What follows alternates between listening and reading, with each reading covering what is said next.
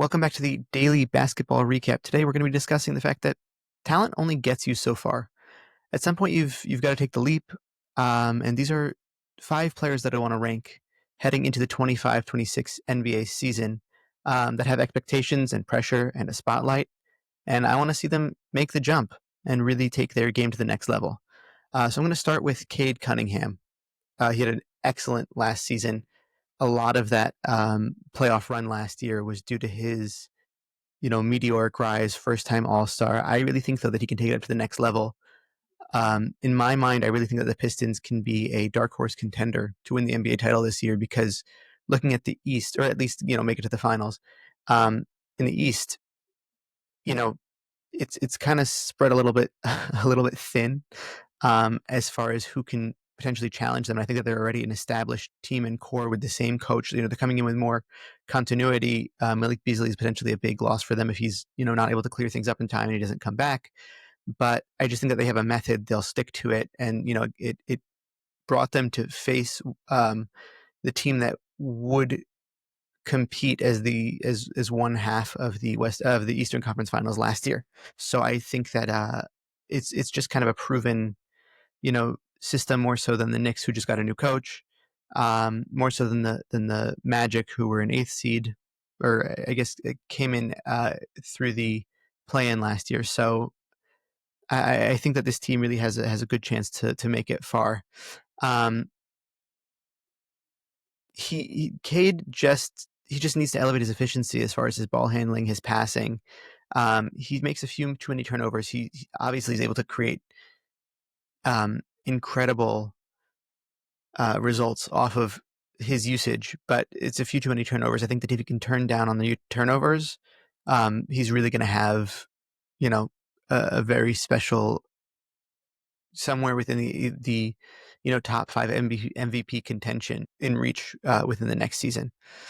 Um, the key question is, if he's going to be able to do this with all the shifting pieces, all the moving parts, as well as bringing Jaden Ivey back and potentially Jaden Ivey, being there alongside him if they don't trade him. I don't think that they will, at least for this season, maybe next season if it doesn't work out. But, we saw this team be successful after last year, which was really, really a dumpster fire. So it'll be exciting to see if he can really take that next leap.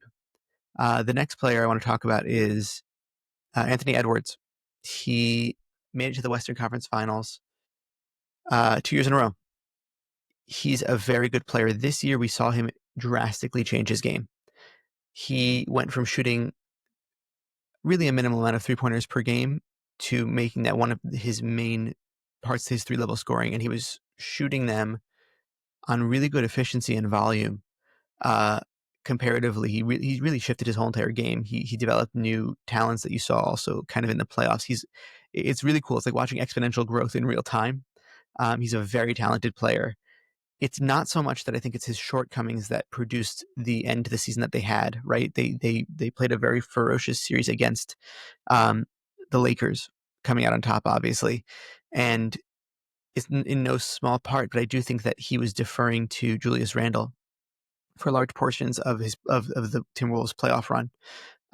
For whatever reason that is, I think that he really needs to take the reins. He's shown that he can really, come through in clutch time, but to finish out the Thunder series, there's not much for him to do. He was kind of taken out of the series because of the intensive defense that the Thunder were able to play on him.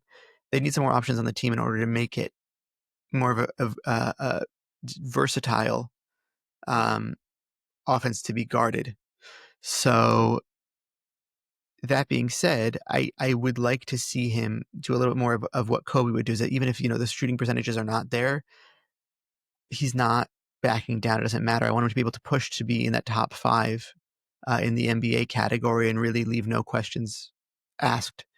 I think that he's totally capable of it. He's an incredible player. And I think that I think that if Minnesota wins the title within the next, 10 years, I think it's on the back of his efforts. He's really an incredible player. He's going to be an incredible player. Is he the face of the league? Not the face of the league. Let's be realistic for a second. He's definitely, I believe within the next season, he will be the face of the NBA. And I believe that,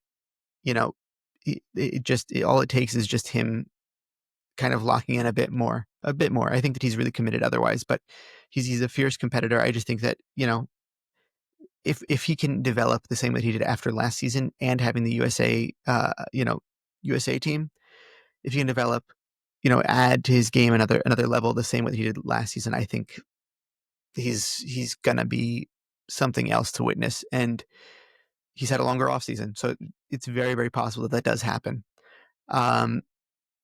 Next on the list, I'm going to cheat a little bit, and there's actually two guys on this list from Portland. The first of which is Scoot Henderson.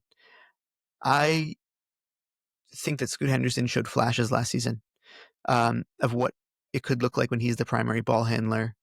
There was like a lot of mix-ups between him or Anthony Simons. This team's real primary ball handler. I don't want to say point guard, but primary ball handler. And then there was times where Anthony Simons was kind of out of the lineup and he was able to shine a little bit more. There was some stuff at the end of the season, closer to the end of the season, that you saw that he was more of a he became more of a reliable option. His consistency became more apparent. I think it happens also a lot with point guards. They kind of have to feel out the flow of the game. I think for big men, oftentimes they're able to make an impact earlier in their career, because when you're 7 feet tall and can just be physical, it's a little bit easier to adapt that part of the game than it is to adapt, playmaking and scoring effectively and things like that. I don't know if the 3-point shot is ever going to be his strong suit, but now with the veteran presence of Damian Lillard on the team and the veteran presence of Drew Holiday, I think he can really develop into potentially what the number 2 pick would garner him in his future. So I think that this is really I don't want to say make or break, but I think I'm looking forward to a big next step for next season, because there's some expectations on this team now. And alongside Shaedon Sharpe and Toumani Camara, they've put a team around him, including Hanson Yang. So even if Yang is out there and they want to try to run a few minutes of him being the focal point of the playmaking offense, Scoot can cut. He's a crafty player. He can make it work. And I'm excited to see how he does that. I think that also this season is a very particular season because Damian Lillard is out for the course of this season. So this is the time that he can really shine with such a great support system, offensively and defensively and in the locker room. So I don't think there's any reason for him not to. The next guy I wanted to focus on is Jabari Smith Jr. He got this humongous contract from the Rockets. The Rockets obviously did not want to include him in trade talks. They traded away Jalen Green, who is the other young player they had on their not I don't want to say other young player, but one of the other core pieces of their team that was potentially up on the auction. And they said Jabari Smith is non-negotiable. Next to Kevin Durant this season, I want to see him unlock his full tool bag. He's able to be, I still believe, a reliable perimeter threat, a great switchable defender, especially in an Ime Udoka system. That's the kind of guy that you want in that system. And if he's able to knock down, KD is obviously going to be the main focus on offense. If he's able to pass out, you need guys who are able to knock down shots consistently. And I believe that that's totally within Jabari Smith's game. So especially because he's going to be out there next to Kevin Durant and Şengün and Amen Thompson, who are all players who have different pieces of their game be so unorthodox and unique.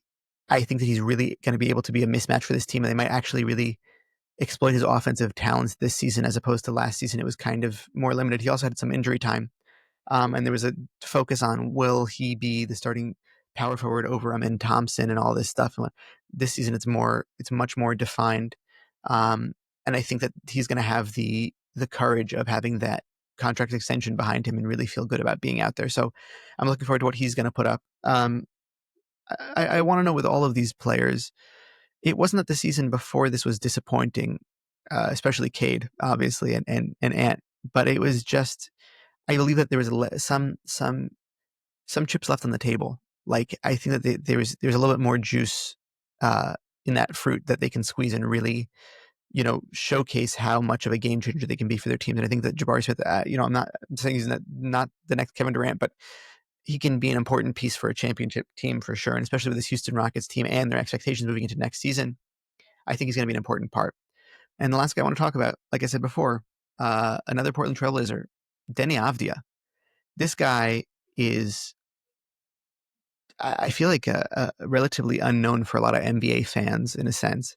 But the trade to the Trailblazers last season, everybody was kind of mocking him to different places, but they thought that the Wizards might trade him, that kind of thing.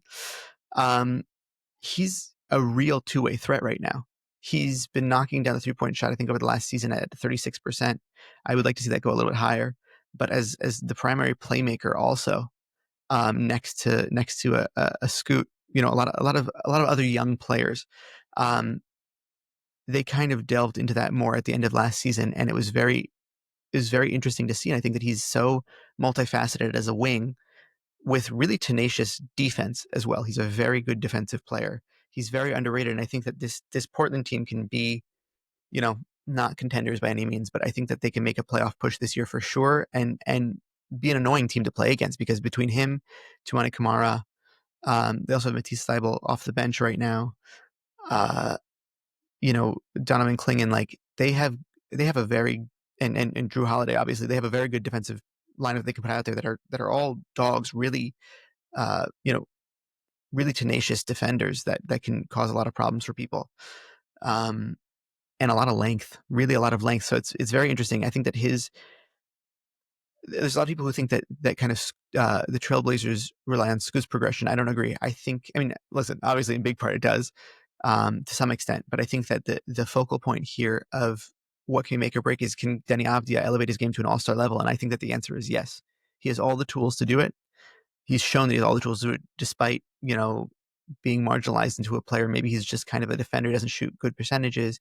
Maybe he's just, whatever people want to say about him. He's kind of shown over the past year that you put him into, he was playing a little bit better for the Wizards before he got traded. Then for the Blazers, he's been playing pretty great basketball. So I'm looking forward. I'm not even going to say I'm hopeful. I'm looking forward to his leap this year, because I really think that it's coming.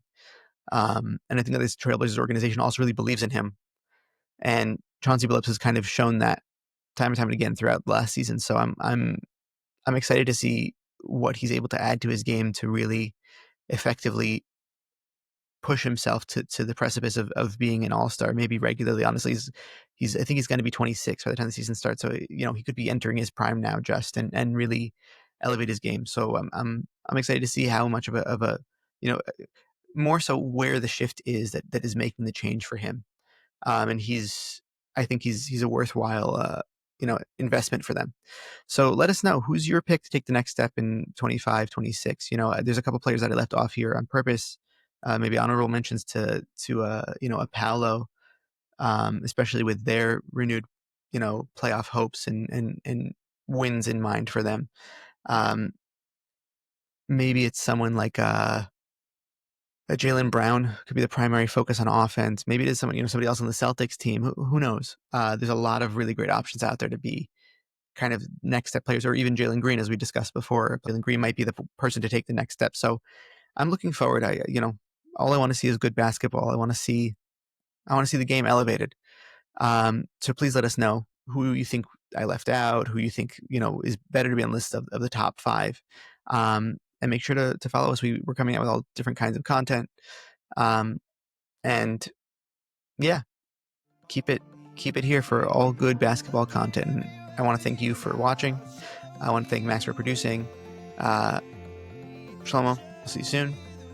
Tomorrow we're going to do a little bit of a NBA Twitter, NBA X discussion, whatever you want to call it.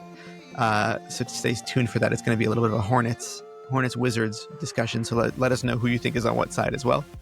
And yeah, thank you for watching. Have a great day.